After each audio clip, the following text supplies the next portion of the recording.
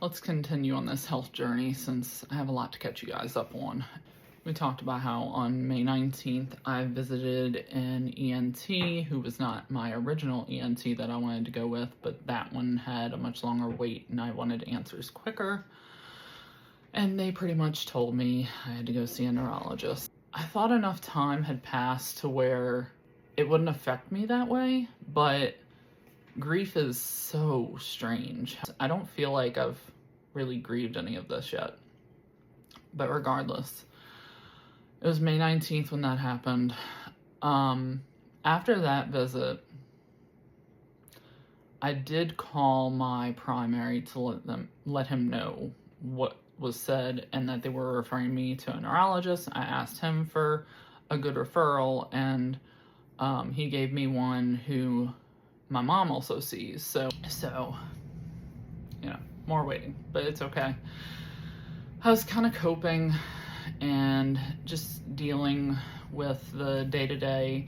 At this point, my imbalance was becoming better, but I also wondered if some days were just good and some days were just bad, or if it was a matter of I was beginning to be accustomed to it and be able to work through the issues, because I am also not willing to sit around and let everything go to waste.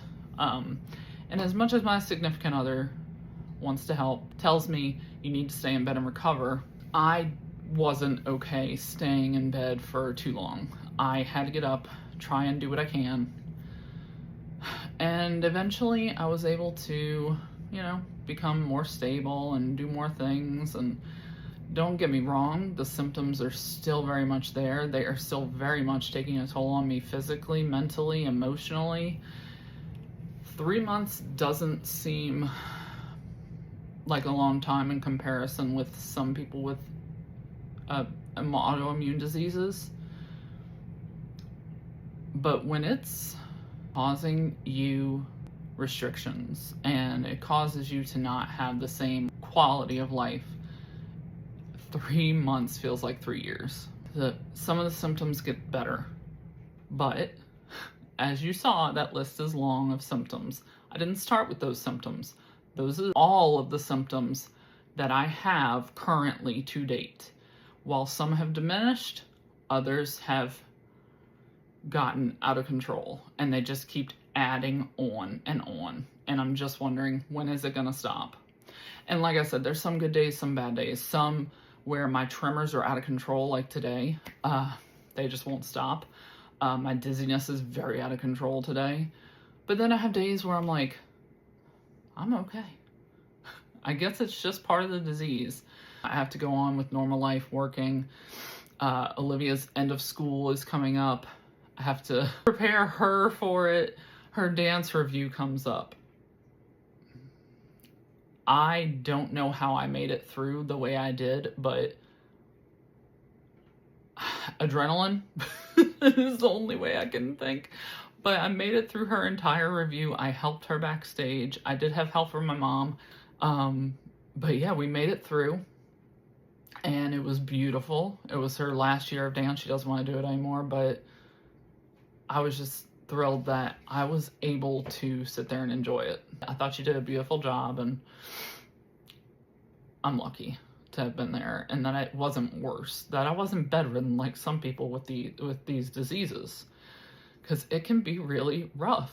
It really can, in every way. You don't know until you're in it just how bad it feels, and it's scary. And people can tell you you're not alone, but it's different looking from the outside in, and not having that perspective of what it actually feels like and how debilitating it is. So to say, I understand and I know what you're going through, I appreciate it. I appreciate the sympathy, the love, and the compassion behind it, but it's just so much harder than you would ever expect. If your body is telling you something is wrong, please do not wait. Dig. Push the doctors. push them for answers.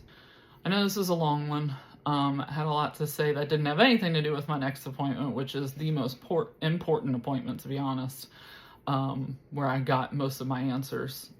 But I had a lot to say, and I will catch you up on what happens in my next ENT visit, and I will try to get that posted as soon as possible. Until then, it's been great catching up. Have a great day.